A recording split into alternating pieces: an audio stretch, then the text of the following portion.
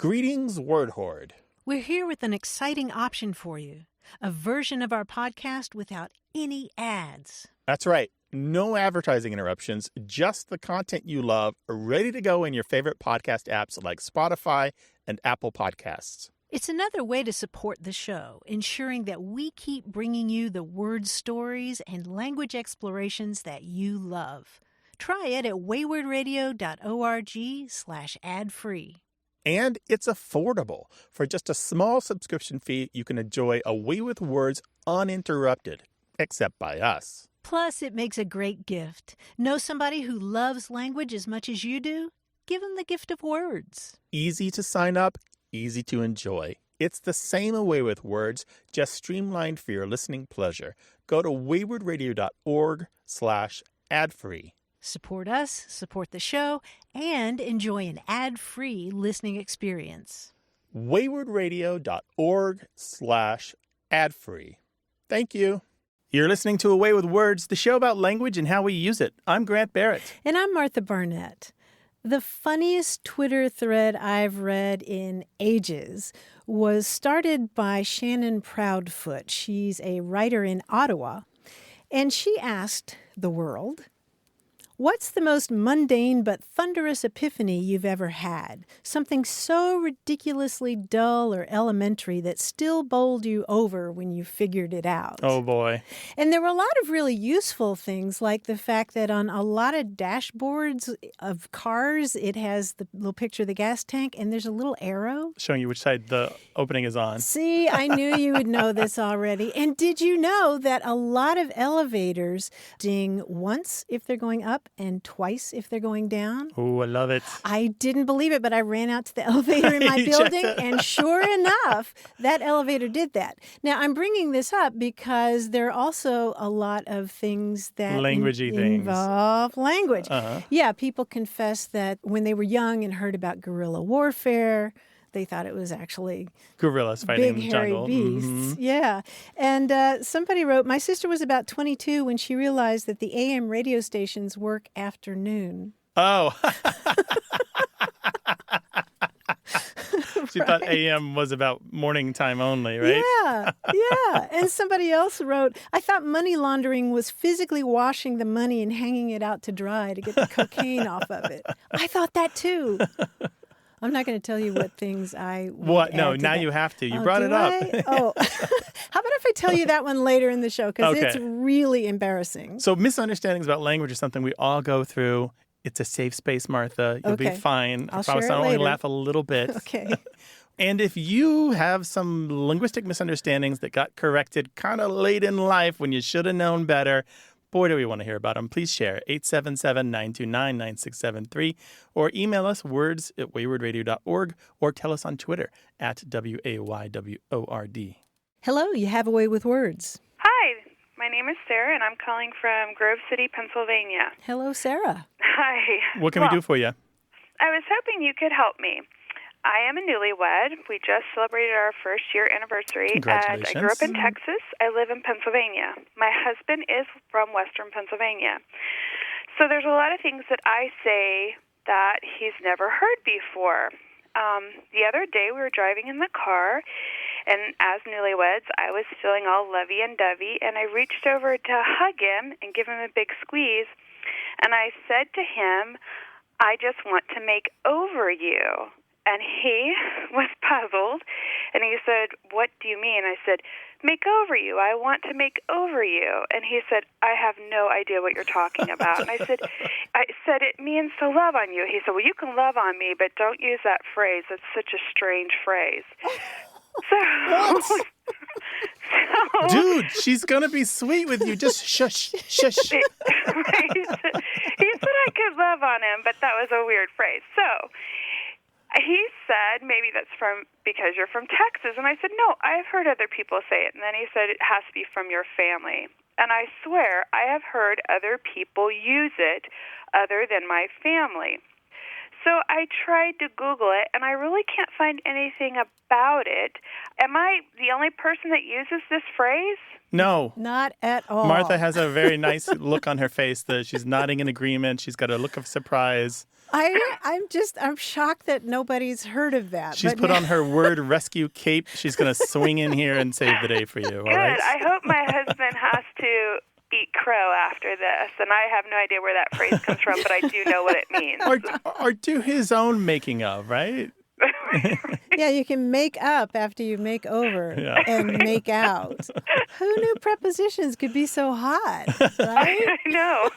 But Martha, you know this expression, to make of someone, to make a fuss over, to be sweet with, or be lovey to. Well, sure. This is one of these situations where I'm thinking, why is she even, why would anybody even ask that question? Right. Because I grew up with that. Yeah. Grandparents making over you, making a fuss over you, or spoiling a child. But I'm looking in the Dictionary of American Regional English, and it's kind of scattered. Yeah, it's sprinkled all over Missouri, Texas, Texas, Kentucky, Arkansas. Tennessee. Maybe slightly more common in the South, but not that many reports of it. Yeah, but it is out there. I'm shocked. You can find it in literature. It's got hundreds of years of history, depending on how we want to connect it back.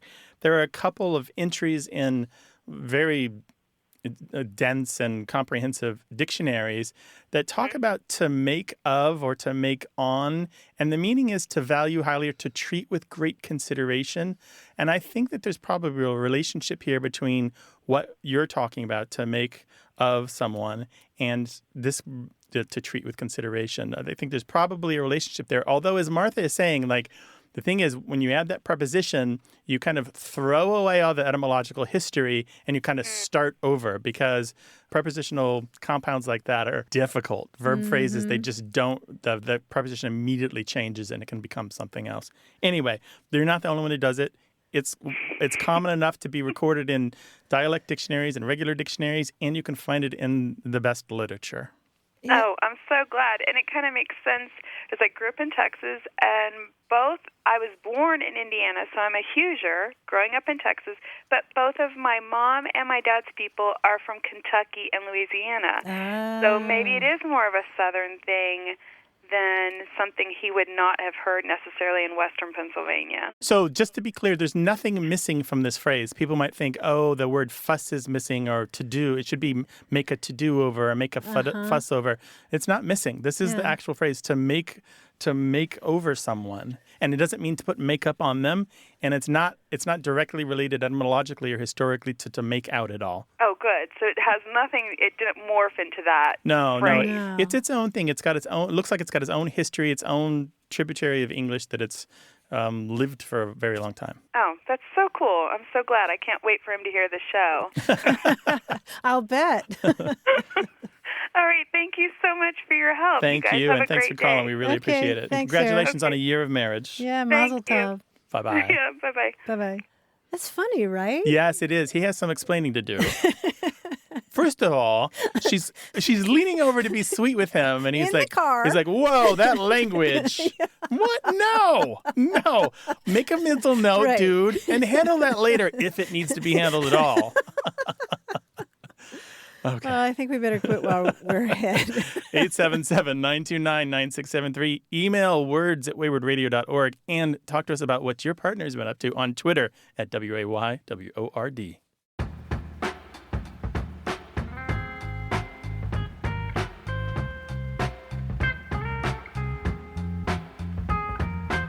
If you're watching the new movie First Man with Ryan Gosling, you may be surprised at the way that they pronounce the name of the space program, the one that's spelled Gemini.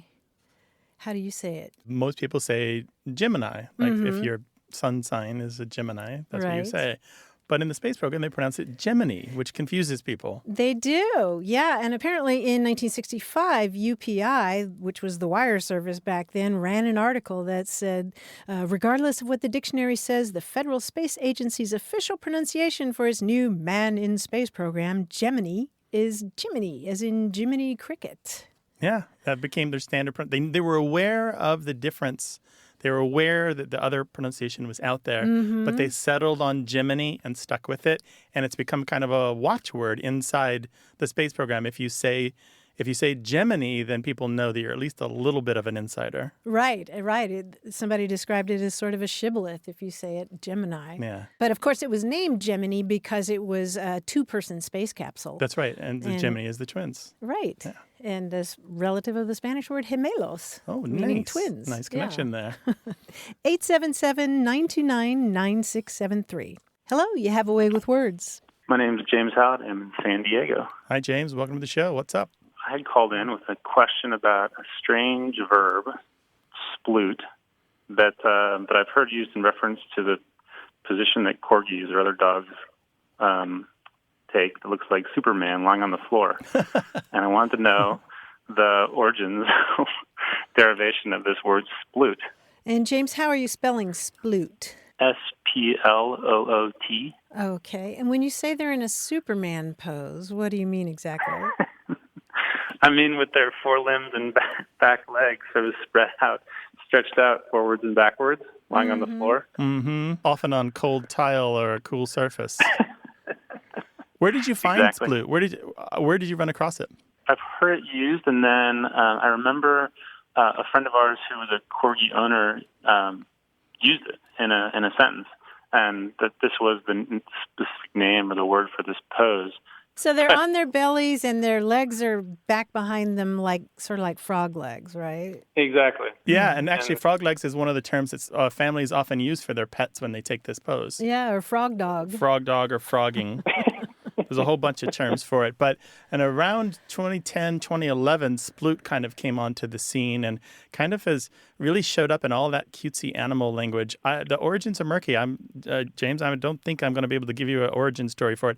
I believe it has reference to something that looks like it went splat in order to get there, like a soft tomato when you put it down, right? It spreads out. Okay. Right? So that's the best guess that I have of the origins, but all the other, it's weird that it kind of pushed these other terms out. I know it from the sploot subreddit. I don't know if you've been there. Plenty of cute animals. It's particularly associated with corgis, like you mentioned. It comes up earliest and first and most often with corgis, and then eventually spreads to other breeds of dog and other kinds of animals. So I thought the sploot, the SPL part, I thought of splay, like kind of splaying out. Mm-hmm. The splat I can also see. Mm-hmm. The oot part, I didn't have a particular good explanation in my own head, except to sort of verbify it. Yeah. And it rhymes with cute. Oh, it certainly. Other terms for it: drumsticks or turkey legs, chicken legs. Furry turkey, supermanning, pancaking, flying squirrel was a common one for a long time before it kind of got pushed out by sploot. Any corgi owner knows what we're talking about. They sploot. They lie down with their little fuzzy butts up and their paws out, and they're adorable. Yeah. Cats, too. Yeah. Plenty of cats Particularly splooting. I've seen pictures of squirrels that are splooting. Bunny splooting. Yeah. So, James, that's most that we know. Thanks for the question. I really appreciate a chance to think about cute animals. All right. Thanks a lot. All right, take care. All right. Thanks, James. Bye-bye. All right. Bye-bye. Have a good one. Bye-bye. 877-929-9673.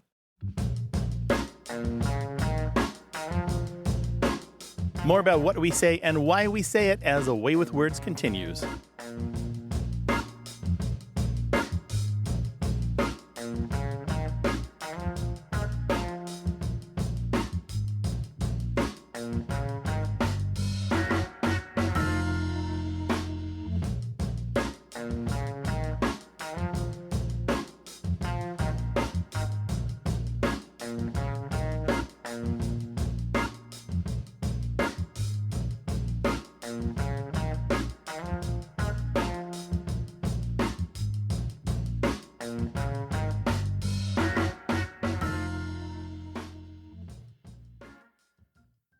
Hey, we've got something special for those of you who love our show but could do without the ads. That's right. Imagine A Way with Words, the same engaging conversations, the same deep dives into language without advertising interruptions. We're talking about our ad-free podcast feed. It's sleek, clean, and it's just for our supporters. It's at waywardradio.org/ad-free. It's inexpensive, easy to sign up for, and works with all major podcast apps like Apple Podcasts and Spotify.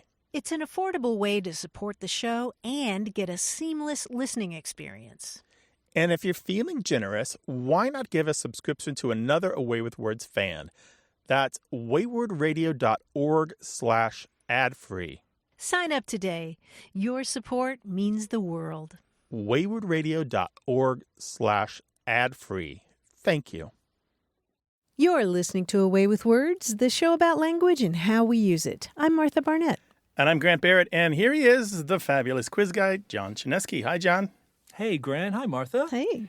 Hey, guys, I'm so busy these days. I'm out and about, I'm doing things, seeing people. I don't even have time to check my weather app or even look out the window. So I'm going to ask you guys, how's the weather before I leave the house? Each of the following will clue you into a word that contains a weather word. You can tell me the answer word, or you can tell me the weather word in the word so I know the weather. For example, I have to go to the store to get some stuff. Nothing in particular, just various objects that are too small and unimportant to mention separately. How's the weather? The answer word is sundries, and the weather word is sun. Oh. There you go. Okay, so like I said, you can tell me the weather, or you can tell me whatever it is I'm supposed to be doing. Okay? Let's see how it works. I have to go to class now. I've got a huge test on the composition, structure, and behavior of molecular compounds as they undergo reactions with other compounds. How's the weather? Something chemistry. Was the weather word in there? Mist. Yeah, mist. Oh. There's a little mist. Okay, I'll dress appropriately. Thank you. My cab is on its way. I'm off on vacation. My itinerary is Lampang, Pakret, Phuket City, and of course, Bangkok. Oh, how's the weather? In Thailand, right? Yes. How about hail? Hail, yes. This one's not phonetic. It's orthographic. Martha's writing them out. That's the trick. Very good. Always smart. If you can, write them out. Hey, you guys know my wife is a poet, right? Yeah. Well, tonight she's taking me to a poetry reading. It's not a living poet. It's a tribute to a guy who won a bunch of Pulitzer Prizes. Now, look, I've got miles to go before we get to the public library, so how's the weather? It's Frost. Robert Frost. There's a little frost. I'll wear a jacket. I'm in trouble. My mom wants me to come by, and I know she's going to really lay into me for some stuff I did. She's going to really read me the riot act. How's the weather? Cold. Oh, why is it cold? Because she's scolding you. Because she's scolding, yes. I'm heading to the bookstore. I'm doing research on whistleblowers, especially controversial ones, especially ex-CIA employees, those who have sought asylum in other countries. How's the weather? Ex-CIA employees Yes. who've sought asylum in other countries? Who are Not Snowden. snow. Snowden. Yes, it's snow. I'll bring a shovel. Finally, right now I'm going to help out at my neighborhood garden. I can see it from here. I'll be helping the beekeepers with the beehives. Oh boy, it looks like they need help. All the bees are flying around madly. How's the weather? Warm. Because they're swarming. Yes, excellent. You know what? I think I'm just going to stay inside today. Just like every other day. Yeah, every other day. John, that Play was video fun. games. Thanks, Thank you dude. so Thanks, much. guys. Appreciate it. I'll talk to you next week. See you then. This show's about words and language and goofing around, puns, jokes, riddles, laughter, quizzes, that sort of thing. Give us a call, 877-929-9673, or talk to us on Twitter at WAYWORD. Hi, you have a way with words. Hello, this is Corey calling from Newark, Ohio. Hi, Corey. Welcome. What can we do for you? Hi, so I've got a question about a word that I heard in South Africa. Long story short, my wife and I adopted our son the beginning of this year, and he's from Johannesburg, South Africa, and we were there for about 6 weeks. And obviously, with them, speaking English, there were some interesting words that were being used, and one that we just couldn't quite get to the bottom of the meaning of was shot, like S-H-O-T. Obviously a word that we use in American English also, but certainly not in the same way. I just didn't know if you guys had any background on that. How was it used? How did this come up? How does shot come up? Shot was kind of like a Southern bless your heart a little bit, kind of like, that's so sweet, kind of, that kind of thing, but more like empathetic, like, oh, sure. Actually, we thought that they were saying sure for the longest time, but then as, time went on and we were there for so long, we actually asked somebody who we were spending some time with while we were there, like, what are you saying? Like, what is that word? Like, write it down, and sure enough, shot. S-H-O-T. Yeah. Oh, wow. That's super cool. There are a variety of uses of shot that this brings to mind, but I don't know this exact expression. In Australia, They might say that's the shot to mean well done or approval for something that's happened. There's a general use of shot in South Africa, at least according to my slang dictionaries, to show approval or express agreement. There's also outside of North American English mostly in the UK and Australia and South Africa, you get a shot that refers to, they say "oh shot," S-H-O-T, and you use it in sports when someone has done something particularly well, like a good hit or strike or whatever, a goal, that sort of thing. Interesting. And there's one particular usage in boxing, I guess you'd say, when they deliver an effective punch. A shot as a punch is fairly standard English, but they say, oh, shot. They don't say that was a good shot. It's just like you blurt the word out. You just say shot. And so I'm wondering if you said this bless your heart thing, and for the listeners who aren't clued into that, that's you have the positive bless your heart where you genuinely mean bless her heart. She deserves love and affection, and you have the kind of negative one where somebody does something really daffy or dim-witted, and you say bless your heart, basically saying the unspoken part is bless your heart. They can't help it. Right. Well, we do have a lot of listeners of South African heritage. Absolutely. It's your time to stand up, everyone, from South Africa and be heard and tell us a little bit about this particular use of shot. Corey, thank you very much. We really appreciate your call, and we'll let you know what we come up with, all right?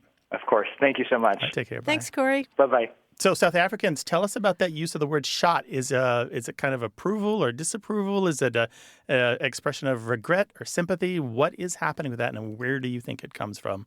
877-929-9673 or email words@waywardradio.org.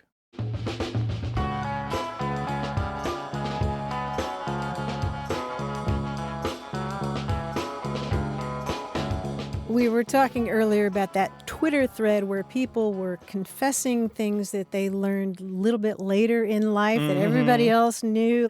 And I guess I promised to tell you the thing that You did? All right. It's not languagey, but shall I? Do you need me to anyway? hold your hand on this, Martha? Yes, please.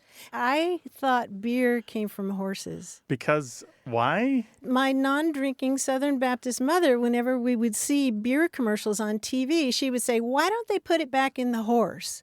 And so I'm sitting there in my health class.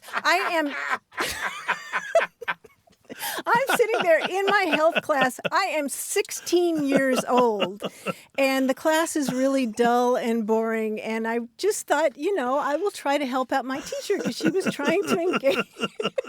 She was trying to engage the class in a discussion, and she said, "Who can tell us where beer comes from?" And so I raised my hand, and I said, "It comes from horses, doesn't it?" And the entire class laughed at me. It didn't bother me because I learned something new that day. What your mom was doing was comparing it to horse pee, right? Yeah, I thought that's why it's so manly to drink beer, because it comes from horses. So anyway, that's my story. I don't know if I can go on. All right, tell us yours. Martha shared. Now you have to share too. 877-929-9673. Hello, you have a way with words. Hey there, Martha. Hey, Grant. This is Rebecca calling from San Diego. Hi, Rebecca. Hi, how you doing? Welcome to the show. Thank you. I'm so excited to be on your show. Well, great. What would you like to talk with us about, Rebecca? I have a question. I'd like to know the origins, the creation story for kind of a kooky word that I honestly don't hear very often, but I use occasionally. And here's the scoop. A few weeks ago, my boyfriend and I were hanging out at home, and I had made a couple of nice salads for dinner. and we're both a big fan of blue cheese dressing. And I hand him the dressing, and he begins to kind of layer his salad, and then he's still layering. And a few seconds later, I have to jump in and say, dude, don't bogart the dressing. Meaning? Well, meaning, hey, buddy, we're sharing here. Don't monopolize, the dressing. Don't hog it all up. Mm-hmm. In other words. And he says, bogart. I haven't heard that word since the 70s or something. And I said, well, I probably haven't either, yet here we are. That is not the story I thought you were going to tell. You thought it was going to really? be a trip to Canada or Colorado? Oh. I'm a huge music nerd, and I don't know if you all are familiar with a southern rock band called Little Feat. Yeah. Sure. Yeah, they kind of have that Louisiana swamp Cajun southern rock style, and they were popular the 70s, probably through the 90s. And when I was much younger, I was listening to one of their albums that was literally titled Don't Bogart That Joint. It literally went something like, don't bogart that joint, my friend, pass it over again. And then rinse and repeat. So I just assumed that bogart meant, if you're sharing something or an item, one person can lose track and all of a sudden it's gone. Yeah, it's definitely about hogging all of something. And it has an interesting history. Everyone who hears it immediately thinks of Humphrey Bogart, which is ding, ding, ding. Me too. The source of it, absolutely. But it's how it got to modern slang that's interesting to me. If you go back and watch Bogey's old films, they're fantastic. They still hold up, almost all of them. But in a lot of them, he's a tough guy. And he bullies his way around. He's a mischief maker. He's a criminal. That's the characters that he plays. And there's violence, at least violence for the day, not the kind of violence that we put in film now. And so a lot of the early uses of the verb to bogart aren't about hogging something. They're about being violent, or about forcing your way into a situation. And then later they become about taking more than your share, often through violence, or confiscating something or stealing something in a violent way or in a very aggressive way. And so it's not just, a lot of people say, oh, well, Bogey smokes cigars. It's got something to do with cigars. But no, we have lots of contextual uses that aren't about cigars. They're not about smoking at all, or cigarettes or anything like that. They're about the violence of the characters that he played in the films. And they pop up in the mid-1960s, and they're fully a part of slang by the 1970s, and it's fading a little bit today. That's so interesting. I thought it might be tied to the actor Humphrey Bogart, but I didn't think that it was kind of introduced into pop culture until maybe the 70s or the 60s. I didn't realize it was much older than that. Yeah, the term itself doesn't pop up till the 1960s, but the films that he was in predate that by some decades. Yeah, and I always picture a cigarette dangling from his lips. Right, a lot of people do. There's two interesting things here also worth sharing. One is it really took off. The slang term really starts to populate the popular lexicon in 1969 with the film Easy Rider, where it's used in the film between characters, and that film was hugely popular, especially with the young people. Another interesting fact is there's a small number of people in this country who think that to bogart something, to bogart a joint or bogart a cigarette or a cigar, means to leave it too long on your lips, like to get too much saliva on it, to lip it a little bit.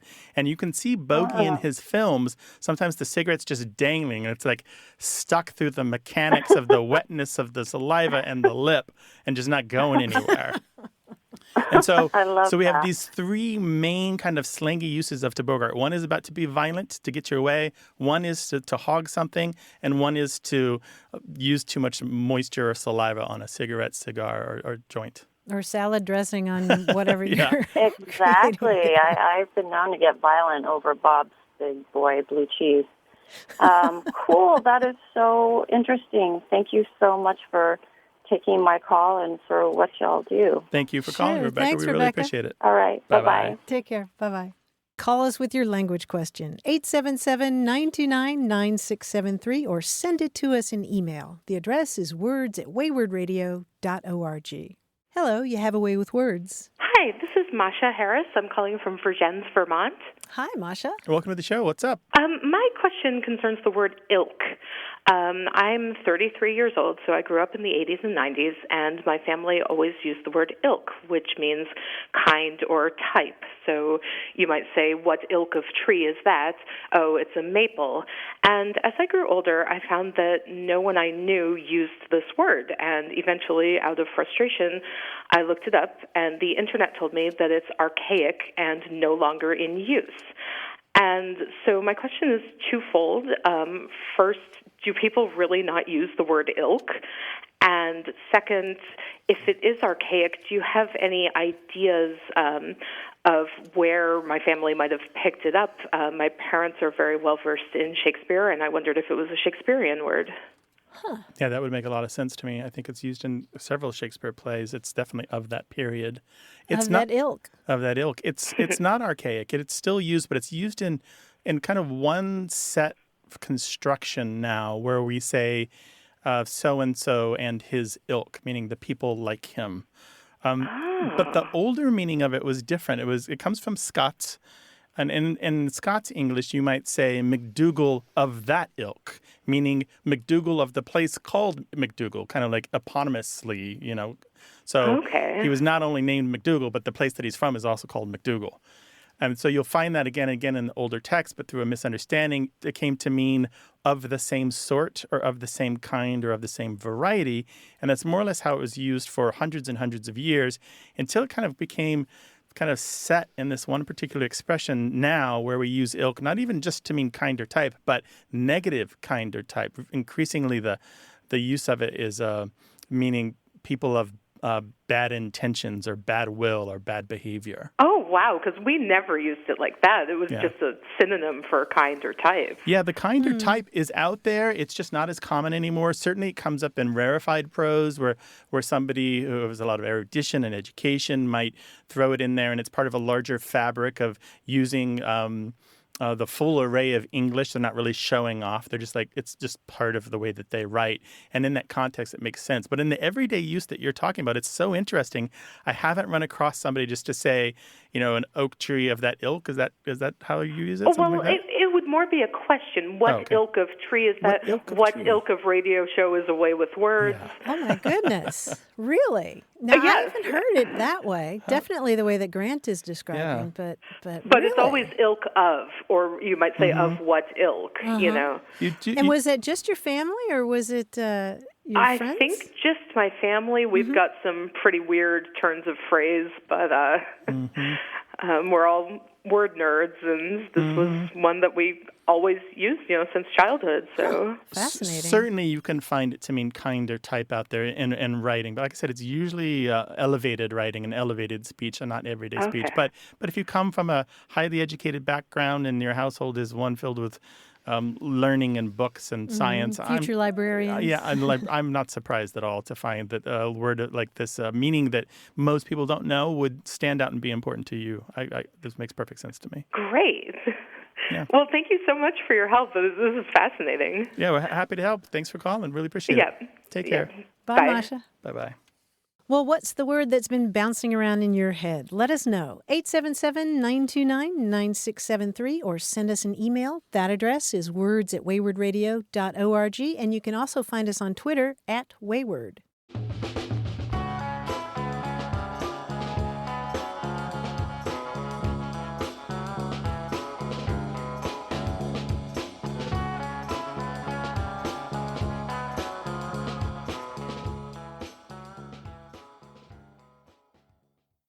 Got a minute? We need your help. Head over to gum.fm/words and share your thoughts in our quick survey. Your feedback matters. It's the backbone of our show's success. Thanks for making our show even more successful. That's gum.fm/WORDS. Thank you. You're listening to Away with Words, the show about language and how we use it. I'm Grant Barrett. And I'm Martha Barnett. You know that feeling when you get to the end of a really great book and you just don't want it to end and you have to close it? And you go to the library website and see if there's another book in the series. By the same author. Or you go to Goodreads and say, what else have they written? I need it all now. Grant, I am at that moment. So, and I think you'll appreciate this. I just had that experience with the book Heartland. It's subtitled A Memoir of Working Hard and Being Broke in the Richest Country on Earth.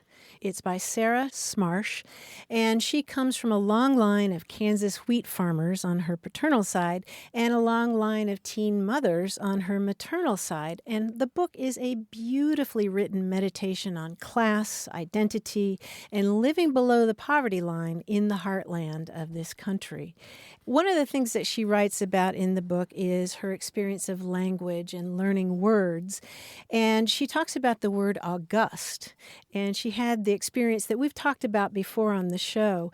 Both she and her mother were the ones who read books in the family. And she writes, people where I'm from don't use adjectives like august. They don't use many adjectives at all. They speak a firm sort of poetry made of things and actions. Once I learned what august means, it was quite a few more years before I knew how to pronounce it. Like so much of my vocabulary, I learned it alone with a book, but didn't hear it spoken aloud. In my head, I said it like the month. It would be unwise for me to claim I know how much growing up in a poor family shaped my words. My mother's strong vocabulary, itself learned alone from books, probably has more to do with my language than any college degree I got. And in fact, she went on to college and became a professor of creative writing and journalism.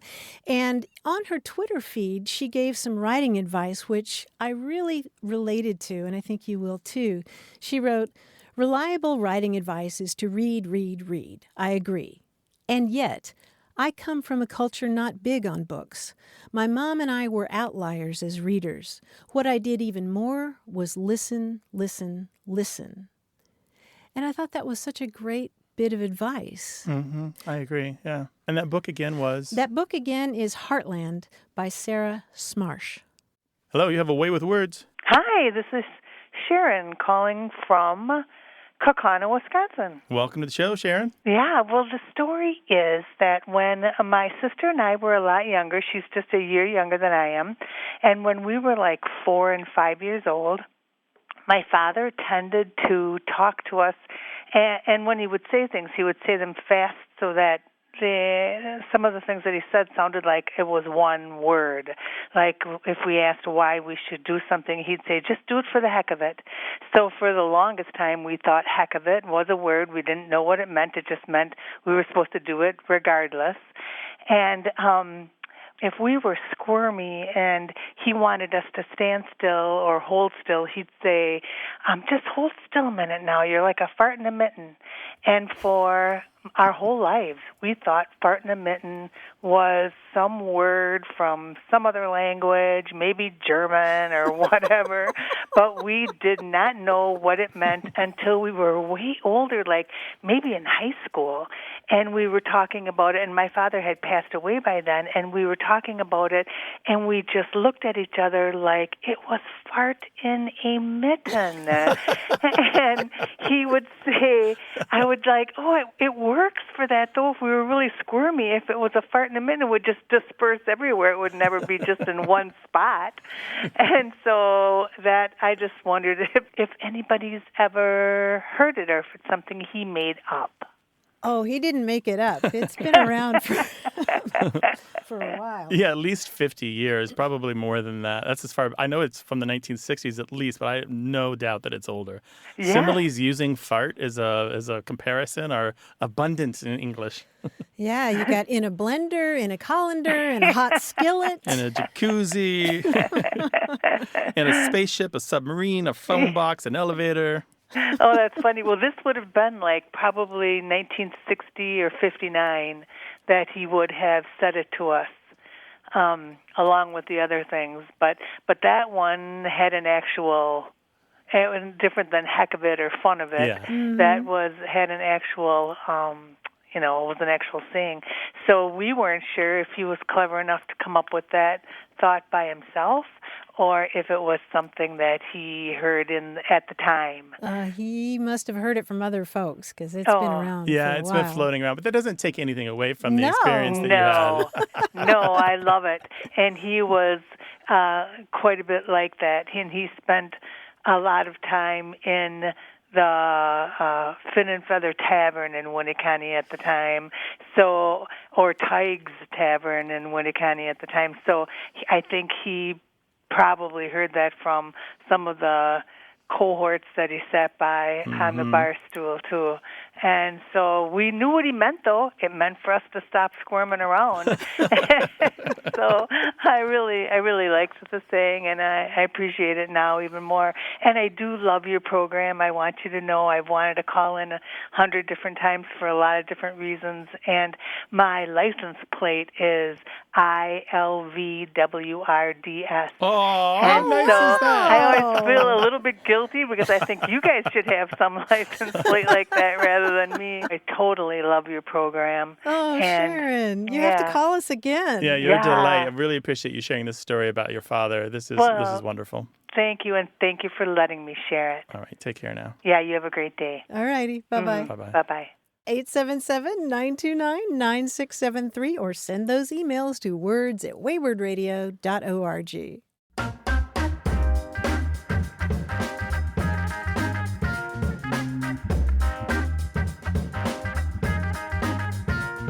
Getting back to that Twitter thread where people were confessing things they didn't learn for a while when they were growing up, one person said, I thought a medical dressing involved pouring salad dressing on a wound because I was once in the school nurse's office and saw a bottle of Thousand Island in her fridge. It didn't occur to me till years later that it was just her lunch, not medical supplies. Boy, you don't want to put that down a cast. Right? But you can understand how you get these ideas, and they're fossilized in your head, and you just kind of go and you don't along. have a reason to challenge them until much later, right? It's not something you're constantly revising. Exactly. 877-929-9673. Hello, you have a way with words. Hi, this is Shane. Hi, Shane. I'm calling from Dallas. Well, welcome to the show. Hi, Shane. Hey, how's it going? All right. Going well. What's going on? What can we do for you? Well, thanks. I appreciate the time. I'm actually calling. It was a unique situation. I'm in and have hosted a book club where I'm at in Dallas for the better part of 6 years, and we tackle a lot of interesting, classics as well as sometimes unique and interesting new things. So, but we finally have put it off for long enough, and we've finally gotten around to tackling Infinite Jest by David Foster Wallace. And I'm not sure how familiar you are with all of his work, but there were several things that have come up in the course of reading just the first half of it so far, and I wanted to pose to you both an interesting set of questions as it relates to some of his describers and things that he does in there. Oh, right. Let's see. Yeah. The one that most recently, I think, did a really good job of describing something without necessarily saying exactly what it was the words nose, pour, close. In fact, he was referencing it as a part of a meeting that was happening, and instead of saying he just sat at the front of the room, he said he was nose, pour, close. And I thought that was just a fun way of describing something that, it's littered throughout his writing, and I wanted to know if you all had any sort of favorites as it relates to a description that doesn't necessarily say exactly what it is, but it gives you a really good idea of what they're talking about. I don't have anything that comes to mind, but I did have the good fortune to work with David on a writer's thesaurus, Oxford American Writer's Thesaurus. This is a number of years ago.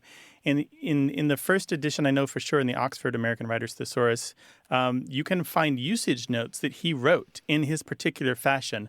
And they have such flavor and character about them that I think that anybody who's read DFW's work would probably recognize the tone and the quality and the precision that's there.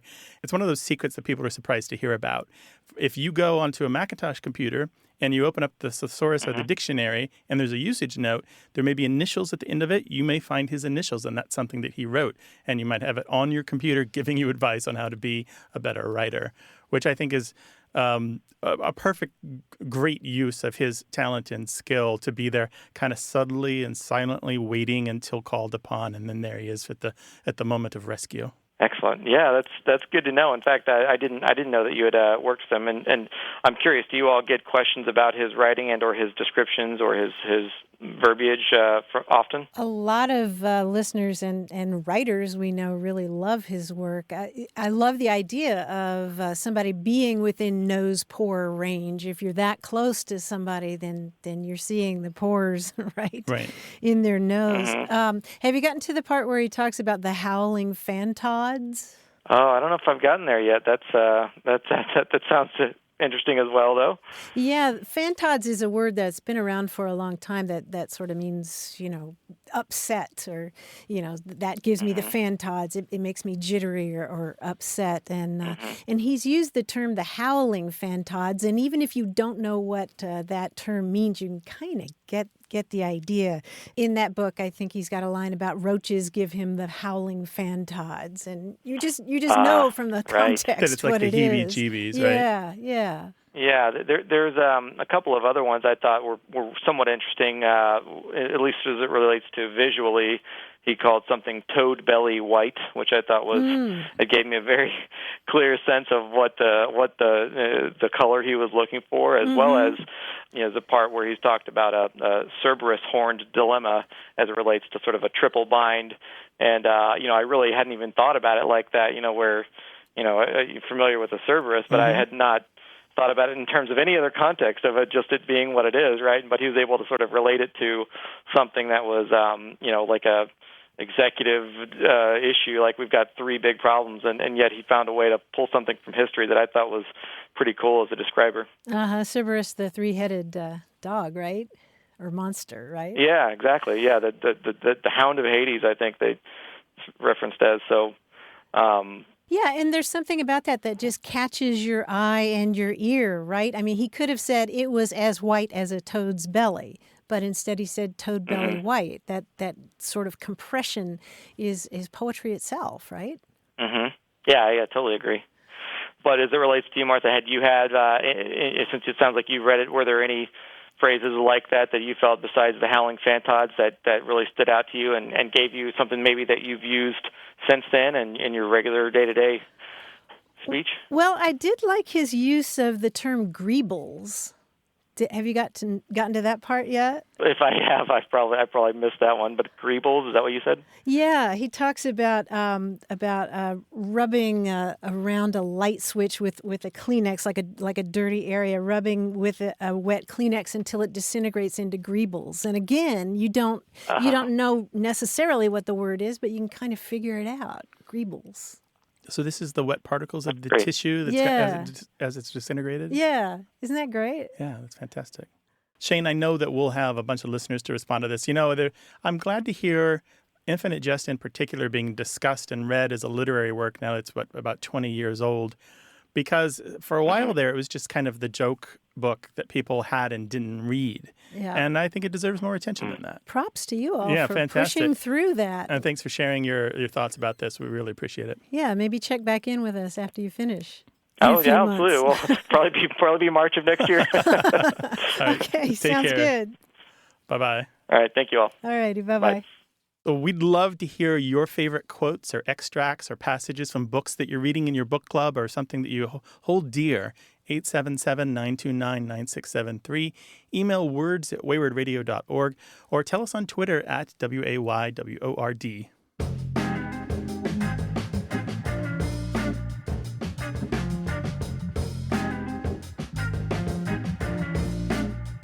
Regarding our ongoing quest to find a good salutation for opening a letter, we heard from Mary Gordon, who lives in Austin, Texas, and she called us and left a message in which she said, "I just think we ought to hearken back to the word hark.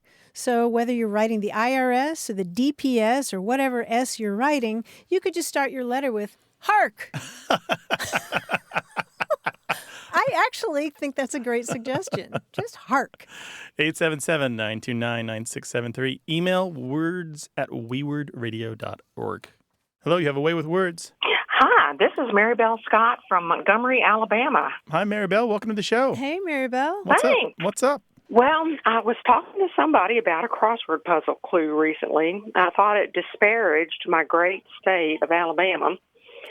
And then I said, and it was only a 3-letter word, to boot. And I got to thinking, where does that come from? Why do we say to boot when we mean additionally? So I thought maybe you guys might have some insight on that. Oh, yeah, we do. But I'm curious about this crossword puzzle clue. The clue was assistance in Alabama. Assistance in Alabama? Yes. Oh, And it was how many letters? 3. And you figured it out? I did. Are you ready? Yeah. Yeah. The word is hep. That's what I thought. I wasn't going to say it, though. Really? And there are other clues you could have said for hep, like a hep cat. Right, exactly. Mm-hmm. But they dumped on my state. Oh, that's not nice. Yeah. No. Yeah. So and so the expression to boot came up as well, right? Yeah, it was an insult to Alabama, and it was just not much of a word to boot. Okay. To boot meaning something extra, right? Right. Yeah. Yeah. Well, it doesn't have anything to do with the boots that you wear on your feet. This is a totally different kind of boot. Okay. The word boot in that sense, something extra, comes from an Old English word, boat, B-O-T, that means advantage or remedy. And so it's if something's to boot, it's something that's added or extra. It's actually related to the English word better, a little bit more. Okay. That is very good. And that's a term I've used, I guess, since I've been talking just about. Is that a pretty common term to boot? I use it and kind of get cocked eyebrows every once in a while when people think it's either affected or rare, but I think of it as ordinary. But you sound like you're like me, Maribel. You're probably reading everything all over the place and doing crossword puzzles every day, and you just pick stuff up, right? Yeah, learn lots of cool stuff that way. But Maribel, it has been a delight to talk with you, and you call us some other time when you've got a complaint about the crossword, all right? I will do that. Martha and Grant, it was great talking again to you guys. It was our pleasure. Take care Great talking with you. Okay. Bye-bye. Take care, Maribel. Bye. Language, it's a crazy thing. We know you've got ideas and opinions. You can share those with us, 877-929-9673. Or spill the beans to us in email, words@waywardradio.org. Want more Away with Words? Listen to years of past episodes at waywardradio.org or find the show in any podcast app or on iTunes. Our toll-free line is always open, so leave us a message at 877-929-9673 and we'll take a listen. We love to get your messages at words@waywardradio.org or hit us up on Twitter at WAYWORD and look for us on Facebook. This program would not be possible without you. Grant and I are out to change the way we listen and think about language, and you're making it happen. Thanks also to senior producer Stephanie Levine, director and editor Tim Felton, director Colin Tedeschi, and production assistant Emma Kelman in San Diego. In New York, we thank quiz guy John Chinesky and that master of keeping it real, Paul Ruist at Argo Studios. Away with Words is an independent production of Wayward Inc. From the Recording Arts Center at Studio West in San Diego, I'm Martha Barnett. And I'm Grant Barrett. So long. Bye-bye.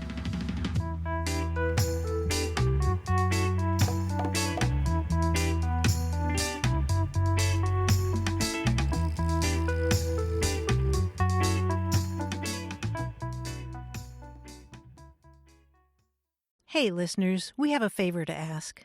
We'd love for you to fill out our listener survey at gum.fm/words. Your feedback is crucial. It's quick, and it helps us make our show even better. It shapes our show, helps us plan, and ensures we're bringing you the content you love. That's gum.fm/WORDS. Thanks for being a part of what we do. Thank you.